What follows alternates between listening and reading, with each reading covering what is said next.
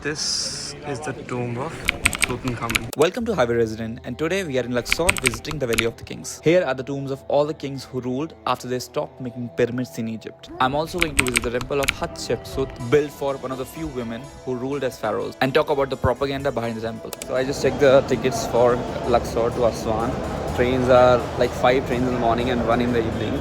They're saying that for the second class it's $25 and for first class it's $30. So there's no go bus also which goes from Luxor to Aswan. I ended up bargaining with this guy who came to me and he was like, you want to go to Aswan? I was like, yeah, I want to go to Aswan. Either which kind of bus you want? I was like, any bus would do. He asked me 700. I like, okay, I'll give you 600. He immediately agreed. This morning I saw ancient Egypt from the sky. From up there, the Valley of the Kings looks silent, almost empty. But that's an illusion. Well, if you haven't watched the hot air balloon ride yet, pause this video because that view matters. Because what we are about to walk into, you need a context from the sky. After coming for this hot air balloon cruise, we have come to the Valley of Kings. This place is crazy. I am here. Hi, the Valley of the King. Not a city of dead, but a system. A careful chosen valley hidden from Nile, designed not to be seen, yet built to last forever. Well, this is the entrance. That is the parking. This is premium pass and standard passes. I don't think anybody comes to Luxor for 5 days. It's a lot. This is the ticket Luxor pass with premium passes. This is how much it should cost.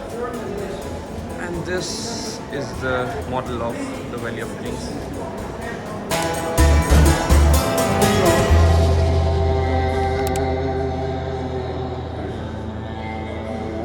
All the ticket counters are using cards instead of cash. That is very convenient for me. Basically, you can find any 3 tombs you want and go inside it. I think it is per scan basis because I don't see anything written on it that how many, which kind of tombs or what tomb you're looking for. So probably they'll let you enter 3 times using this QR code or whatever. Wherever I go, people keep calling me, you're Egyptian. So I got fed up and I just said, yeah, I'm half Egyptian of sorts. I was like, yo, okay, I'll give a discount.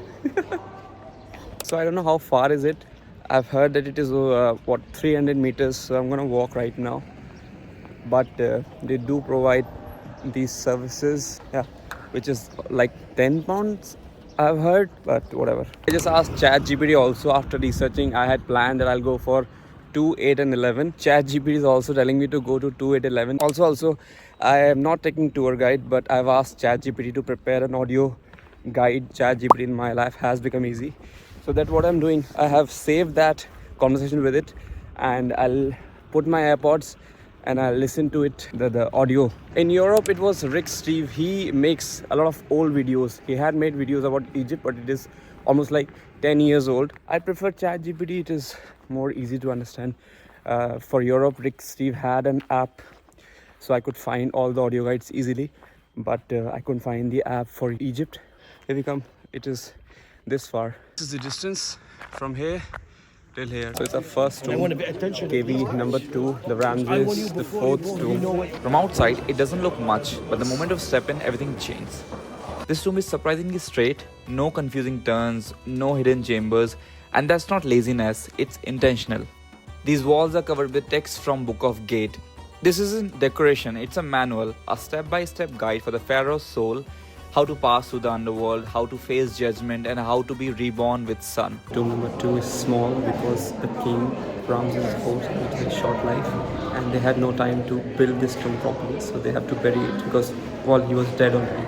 So that's why it's a bit rushed and it's a bit smaller than the rest of the tombs. When you're seeing these hieroglyphs, these are actually written notes of the journey of the king from here to the afterlife, which depicts what he will be taking along with him, what will happen to him afterlife and all this. So it's a sacred text. Considering the fact that this tomb is very vibrantly organized and vibrantly painted because it was one of the starting tombs of the new kingdom and they had recently discovered the pigments, so they used it whatever the way they wanted to use it. Let's move to the next one.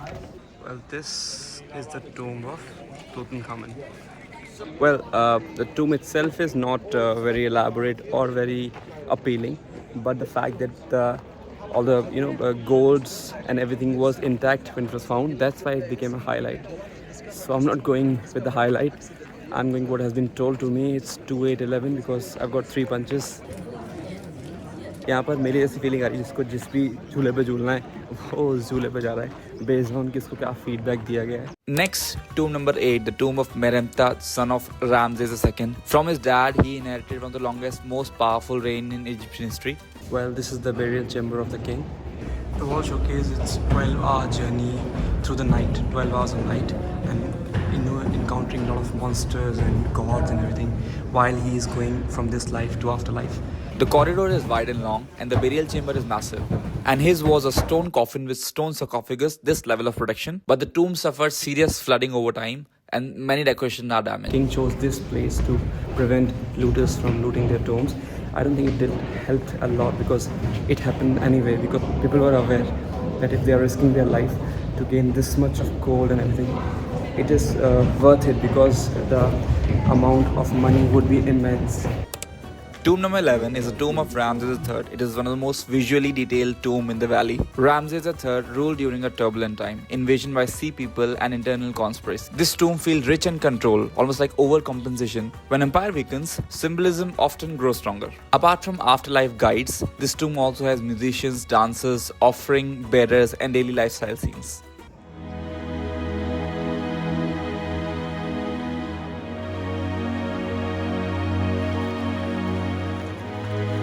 It's funny that people will steal in spite of the measures that you take to save your goods and golds from them. And the King's Valley is a prime example. They stopped building pyramids so that they don't get stolen, but it still did. And now they are less elaborate and the pyramids are more important. I think the only winner in this whole tomb valley is King Tut because, 11-year-old boy, he got his treasures secured for some reason. I don't know. But yeah, that was the only person or only pharaoh who has his treasures intact. Yesterday I was having a discussion with somebody. We met in Hurghada and we had dinner together. He was saying that Egyptians are very inconsistent. You see, they are con, but they are not thieves, which is quite contrary what is happening in this valley or in pyramids. But nevertheless, right now they don't steal from you, but they'll con you to your pockets. For that I said, okay, you want them to be both stealers and con. You're like, I didn't mean that. But yeah, you judge people based on what the perspective is. So yeah, your inconsistency means that I cannot tell you if you are being friendly or if you're trying to rip me off. I think I'm running out of my social battery. No, thank you, sir.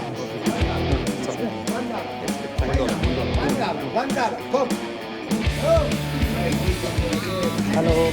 I think it's the highlight of the day. It's the temple of Hatshepsut, or I'm pronouncing it correctly or nearly, doesn't matter. This is what it is. We are already here. This is the checkpost. Currently heading towards the entrance of Hatshepsut. So I pronounce it based on like what Het, Ship and Sut. Try saying it 10 times. So this is again one of the entrances of the temple.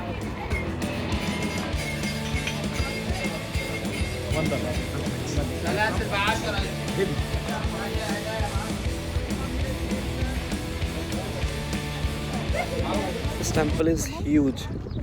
Look at it. I mean, this whole area belongs to this temple. It's a whole temple complex. The temple of Hatshepsut is one of the most strategic buildings in ancient Egypt. 3 rising terraces, perfect symmetry, carved directly into the cliff of Deir al-Bahari.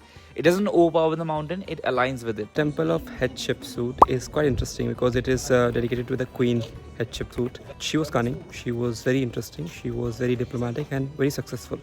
The thing being that she was a queen in a male-dominating society, was very difficult for her to keep herself as queen and not get killed or thrown away by people. So she devises a story in which there's a god, Amun-Ra. She tells it that God impregnated her mother and the god told that the baby would be destined to rule the Egypt kingdom. She's already been born and she's already made this whole story and telling everybody that this is the real story, and people, because they worshipped the pharaoh as god, they believed her, and that's how she legitimized her reign into this patriarchal society. and that is what this temple is all about. It's very different from the rest of the temple. It was quite modern, and this whole story of her legitimacy has been carved on these walls all over it. Well, the legitimacy story reminds me of the story of Kim Il-sung and Kim Jong-un.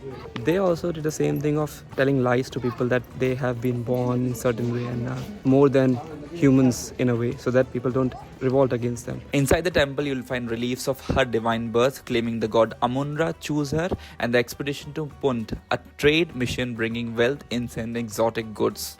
She redefined leadership, emphasizing prosperity and divine approval over military conquest. That's different model of power. Statues shows her wearing false beard, Nemen's headdresses, and traditional male pharaoh pose. You must have seen this dog god, and most of these places, this is the god of mummification, which gives the power for the pharaoh to go to afterlife, and that's why he guards a lot of tombs and a lot of places of burial. So yeah, you have seen it a lot of time, and I got to know just so I'm telling you guys. I'm currently standing in front of Medinet Habu. So as far as Medinet Habu is concerned, you have two ways you can buy tickets. It's offline, it's about 1 kilometer away from the actual temple, and the online booking portal is actually, you can get it through the QR code which is on the door itself. To be honest, I never thought ChatGPT would work this well when it comes to audio guides. Now I think I don't need audio guide of anywhere. Medinet Habu doesn't feel like a peaceful temple. It feels like a statement of strength. This is where Ramesses III carved his military victories into stone, especially against the sea people. But when you build wall this thick and relief this dramatic, it makes you wonder, is this confidence or is this an empire trying to prove it's still powerful? I've seen a lot of Arabic countries. They make those naan in bulk, and everybody comes there and then they just take naan from him and make sabzis at their houses. So it's quite prominent. They bundle up in polythene bags and then they sit. You must have seen on the right side of me a few moments prior. So she was sitting there with a lot of polythene wrapped around, and then people would come and they will not cook rotis. They just cook their own vegetables and then eat with that. I have this fruit bowls. They're like 20, 25, 30, 35 Egyptian pounds.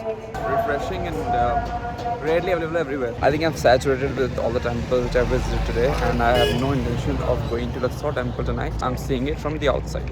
And that is what you guys are going to see in my video. I can see pillars with lights on, torched on them, and I can see people's face with lights torched on them.